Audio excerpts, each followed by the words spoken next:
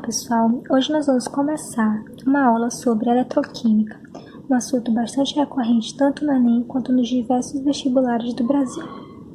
A eletroquímica ela está relacionada justamente com essa passagem de energia química para uma energia elétrica ou uma energia elétrica formando uma energia química.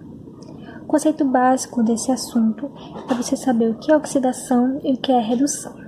A oxidação ela está justamente relacionada à perda do elétron, enquanto que a redução ao ganho desse elétron.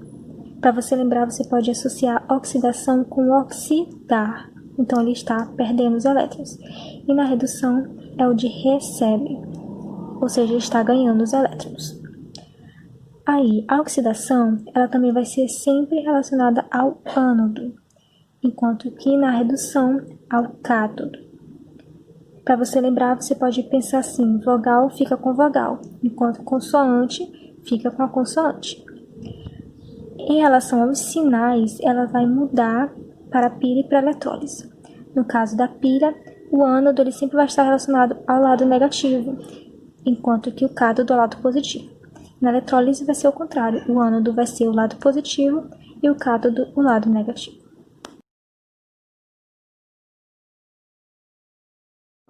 A pilha eletroquímica ou galvânica corresponde a uma reação redox espontânea, ou seja, é uma reação química que vai gerar uma corrente elétrica capaz de, por exemplo, acender uma lâmpada. A pilha que vamos estudar é a pilha de Daniel, que ele usou os elementos de zinco, de cobre, que você pode usar nessa frase aqui. Daniel colocou o cinto, lembrando zinco, no quadril, que lembra o cobre, que vai dar exatamente a ordem correta de você representar essa reação, sempre colocando quem está oxidando para quem está reduzindo, ou seja, essa representação bem aqui. Aqui do lado vocês podem ver como foi que como ele fez esse esquema, né? Como ele fez essa pilha, colocando um zinco metálico aqui e o cobre do outro lado, cada um mergulhado na sua solução de sulfato. Aqui o sulfato de zinco e aqui um sulfato de cobre. Então, desse lado aqui do zinco é onde vai ocorrer a sua oxidação, ou seja, onde ele vai estar dando esses elétrons. Então, o elétronzinho vai estar saindo daqui e indo para o eletrodo de cobre. A representação para você fazer da reação é justamente o zinco metálico perdendo seus dois elétrons e formando íons de zinco. Já o cobre, que está sofrendo uma redução, seria os íons de cobre recebendo esses dois elétrons e formando cobre metálico.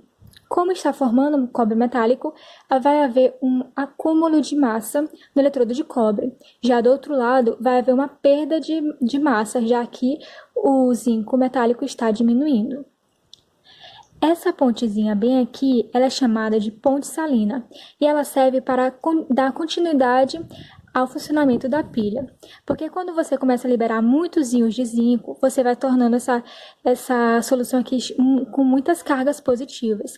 E do outro lado, como você está perdendo esses íons, você vai tornando ela menos positiva. Então, caracterizando assim um lado negativo. Isso vai caracterizar um potencial de junção que vai acabar com a pilha, vai deixar com que ela funcione. Então, você coloca a ponte salina, que no caso vai liberar íons positivos para acabar com esse efeito negativo, e os íons negativos para acabar com esse lado positivo aqui. Agora, é importante ressaltar que na ponte salina eu preciso ter íons de mobilidade similar, ou seja, que a proporção que vai entrando aqui também vai entrando para cá. E também eles precisam ser inertes, ou seja, eles não vão participar da reação. Agora aqui uma observação, membrana porosa. Você pode substituir essa ponte salina por uma membrana porosa que vai permitir essa passagem de íons de um lado para o outro, fazendo com que não fique com esse potencial aqui positivo e negativo. Agora, o cálculo da força eletromotriz ou da diferença de potencial é sempre dado pelo oxidante menos o redutor. Você lembra sempre que uma diferença de potencial sempre é o último menos o início, né? O final menos o início. Então, quem é o final aqui? É quem está sofrendo a redução. Então, é o agente oxidante. Já o redutor seria o primeirozinho aqui, que ele está sofrendo uma oxidação. Então, sempre vai ser a diferença de potencial vai ser igual a do cobre menos a do zinco. Ou seja, de quem está sofrendo redução menos quem está sofrendo oxidação. E no caso, sempre vai ser um potencial positivo, porque se trata de uma reação redox espontânea, ou seja, uma pilha.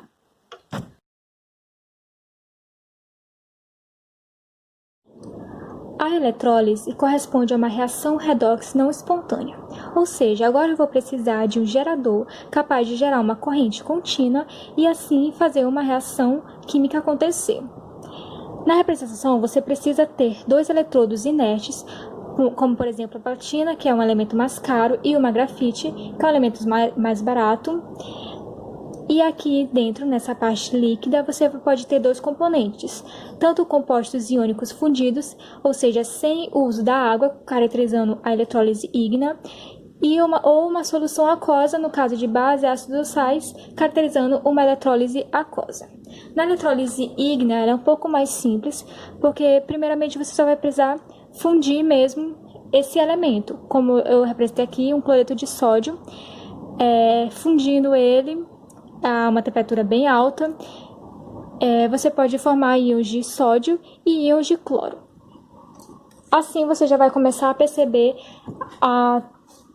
os íons positivos de sódio indo para o nosso cátodo da eletrólise, que é o lado negativo, formando essa reação aqui, os íons de sódio liberando seus elétrons e formando sódio metálico.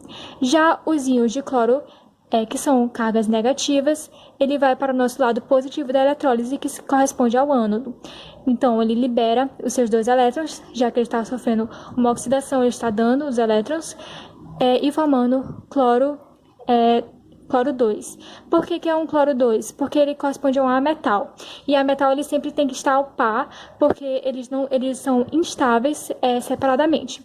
Então, os elementos de metal que são da família 1A, 2A, eles são representados sozinhos, mas os ametais que já estão na parte à direita da tabela periódica, eles precisam estar sempre ao par, formando então essa reação aqui, 2 cloreto de sódio formando 2 sódio mais cloro 2. Já a eletrólise aquosa, além do sal, como nós utilizamos aqui, o cloreto de sódio, também vamos ter a presença da água, ou seja, o nosso sal aqui ele vai sofrer uma dissociação formando Na+ e cloro-, enquanto que a água ela vai sofrer uma autoionização, formando H+ e OH-. Nesse caso, como vocês podem ver, eu tenho dois cátions e 2 ânions. Então, eles vão disputar, né? Porque só um que vai para o cátodo, no caso dos cátions, eles vão procurar o cátodo, que é o lado negativo, enquanto que os ânions vão procurar o ânodo, que é o lado positivo. Para a gente saber quem é que vai ganhar essa disputa, nós temos que colocar aqui na fila de prioridade. Então, para o H+, né, nos cátions, quem não tem prioridade sobre o H+, é os elementos da família 1A, 2A e alumínio 3+.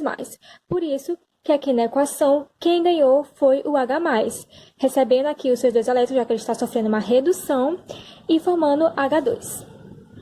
Agora, no ânodo, quem não tem preferência sobre a hidroxila, o H-, são os oxigenados e o fluoreto. No caso aqui, como nós temos um cloreto, então o cloreto tem preferência, tem prioridade sobre a hidroxila. Por isso que no ânodo nós temos o cloro-, liberando seus dois elétrons e formando cloro 2. Como nós já vimos, como tanto o hidrogênio quanto o cloro, eles são ametais, então os dois precisam estar aos pares.